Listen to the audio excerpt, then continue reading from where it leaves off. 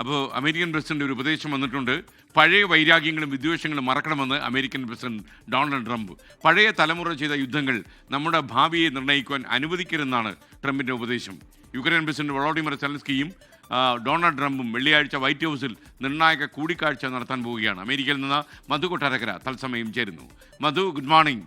മധു, ശരിക്കും വളരെ സമാധാന കാംക്ഷിയെ പോലെ, ഒരു പ്രവാചകനെ പോലെയൊക്കെ തന്നെ അദ്ദേഹം സംസാരിച്ച് തുടങ്ങുന്നു. എന്തെങ്കിലും അപകടം വരാൻ പോവുകയാണോ?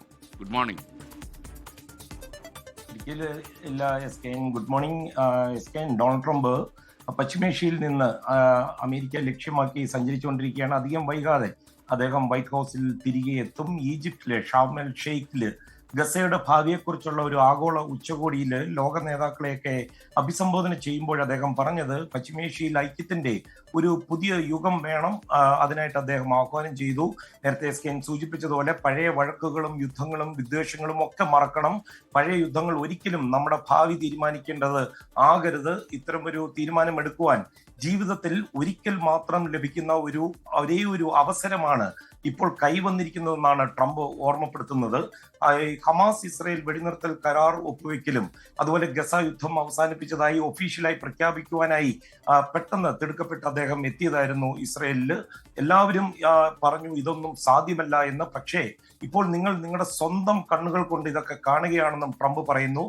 ട്രംപിന്റെ തൊട്ടടുത്ത് ഈജിപ്ഷ്യൻ പ്രസിഡന്റ് അബ്ദുൽ സിസി ഉണ്ടായിരുന്നു. അദ്ദേഹവും പറയുന്നത് ഡൊണാൾഡ് ട്രംപ് ഇപ്പോൾ മുന്നോട്ട് വെച്ചിരിക്കുന്ന പ്രപ്പോസലാണ് ഈ സമാധാനത്തിനായിട്ടുള്ള അവസാന അവസരം.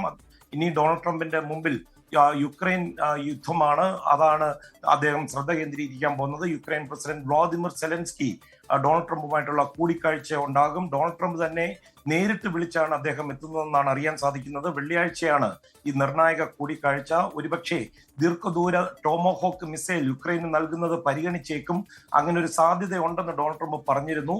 പക്ഷേ എസ്കെൻ ഓർക്കേണ്ടത് മോസ്കോയെ വരെ ലക്ഷ്യം വെക്കുവാൻ ശേഷിയുള്ള ഈ US നിർമ്മിത ദീർഘദൂര മിസൈൽ സെലൻസ്കി ഏറെ നാളായിട്ട് ആവശ്യപ്പെട്ടുകൊണ്ടിരിക്കുകയാണ്. പക്ഷേ ഈ യുദ്ധം കൂടുതൽ ശക്തമാകുമെന്നാണ് റഷ്യ പറയുന്നത്. പ്രത്യേകിച്ച് വ്ളാദിമിർ പുടിൻ വളരെ ശക്തമായിട്ട് ഇതിനോടുള്ള എതിർപ്പ് പ്രകടിപ്പിച്ചിട്ടുണ്ട്. അതുമാത്രമല്ല മുൻ റഷ്യൻ പ്രസിഡന്റ് ദിമിത്രി മെദ്വേവും പറയുന്നത് ഇതെല്ലാവർക്കും വളരെ മോശമായിട്ട് അവസാനിപ്പിച്ചേക്കാം.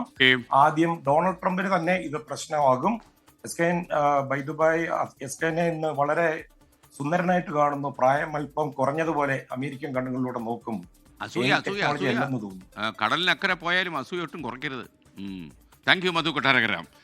ലോകത്തെവിടെയായാലും ഏത് സമയത്തും 24 വാർത്തകളും ഓഗ്മെന്റഡ് റിയാലിറ്റി പാക്കേജുകളും എക്സ്പ്ലെയിനറുകളും വിശദമായി കാണാൻ ഞങ്ങളുടെ യൂട്യൂബ് ചാനൽ നിങ്ങൾക്ക് സബ്സ്ക്രൈബ് ചെയ്യാം.